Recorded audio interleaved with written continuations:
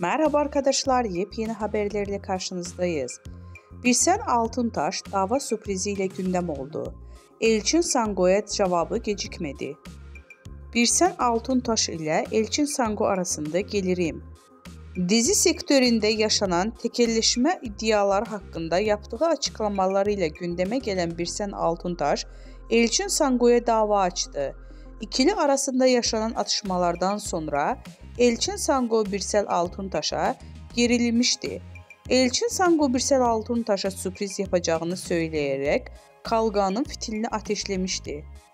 Daha sonra belgelerle konuşan Elçin Sango, bu durum üzerine iki sürpriz daha yaptı. Sosyal medya hesabından Altuntaş'a dava açtığını duyurdu. Birsen Altuntaş'tan cevap.